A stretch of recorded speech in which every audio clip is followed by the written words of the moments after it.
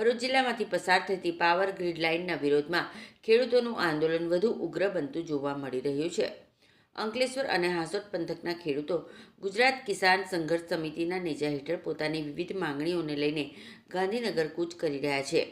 આવતીકાલે ગાંધીનગર ખાતે યોજાનારી ખેડૂત રેલીમાં ભાગ લેવા માટે ખેડૂતો આજે 25 ટ્રેક્ટરના કાફલા સાથે રવાના થયા હતા. આ મહા આંદોલનમાં ભાગ લેવા માટે આજે દક્ષિણ ગુજરાત સહિત અંકલેશ્વર અને હાસોટ પંથકમાંથી ટ્રેક્ટરના કાફલા સાથે ખેડૂતોએ ગાંધીનગર તરફ કૂચ કરી રહ્યા હતા.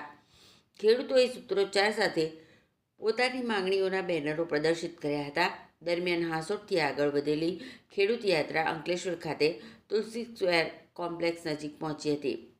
ત્યારે અંકલેશ્વર એ ડિવિઝન પોલીસે કાફલાને અટકાવ્યો હતો. દરમિયાન અંકલેશ્વર તાલુકા કોંગ્રેસના પ્રમુખ ગિરીશ પટેલ, ઇકબાલ ગોરી, ઠાકોર વસાવા સહિતના આગેવાનોએ સ્વાગત કરી પોલીસે ગાંધીનગર તરફ ટ્રેક્ટર સાથે જવાની મંજૂરી અંગે કાર્યવાહી હાથ ધરતા ખેડૂતોમાં રોષ ફાટી નીકળ્યો હતો. આ દરમિયાન ખેડૂતો અને પોલીસ વચ્ચે ઉગ્ર બોલાબાલી સર્જાઈ હતી. પોલીસની કાર્યવાહીથી નારાજ ખેડૂતો રસ્તા પર બેસી ગયા હતા અને વિરોધ પ્રદર્શન કર્યું હતું.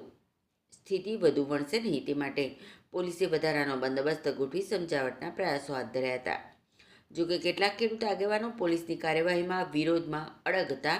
પોલીસે આશરે 10 જેટલા ખેડૂત આગેવાનોને ડિટેનની કાર્યવાહી હાથ ધરી હતી. ખેડૂત આગેવાનોનું કહેવું છે કે તેઓ શાંતિપૂર્ણ રીતે ગાંધીનગર જઈ રાજ્ય સરકાર સમક્ષ પોતાની માંગણીઓ રજૂ કરવા નીકળ્યા હતા, પરંતુ પોલીસ દ્વારા તેમને રોકવામાં આવતા લોકશાહી હકોનું હનન થયું છે. બીજી તરફ પોલીસનું કહેવું છે કે કાયદો અને વ્યવસ્થા જળવાઈ રહે તે માટે જરૂરી કાર્યવાહી કરવામાં આવી હતી.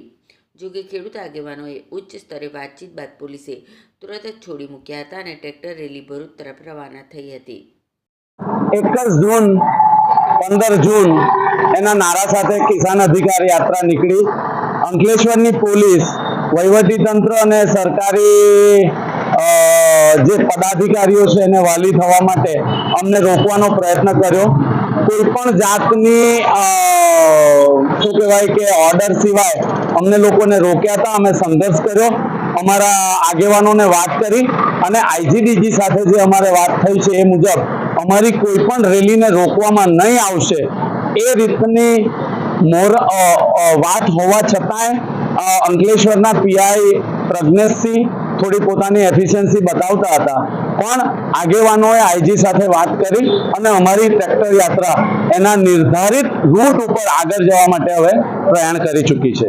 અટકાયત કરવામાં આવી હોય ના, એમણે અમને રોક્યા હતા, ડિટેન કરવાનો પ્રયત્ન કર્યો, પણ અમે ડિટેન્શન નહોતું સ્વીકાર્યું. અમે રોડ ઉપર ઊભા, અમારા જે આયોજન મુજબ કે જો રોકવામાં આવે તો રોડ ઉપર આપણે ઊભા રહી જવાનું, એ મુજબ અમે રોડ પર ઊભા રહી ગયા અને પોલીસ તંત્રએ પોતાની રીતે અગાઉ વાત કરીને, અમારે તો પોલીસના ઉપરીઓ સાથે વાત થયેલી હતી અને અમારું અન્ડરસ્ટેન્ડિંગ હતું.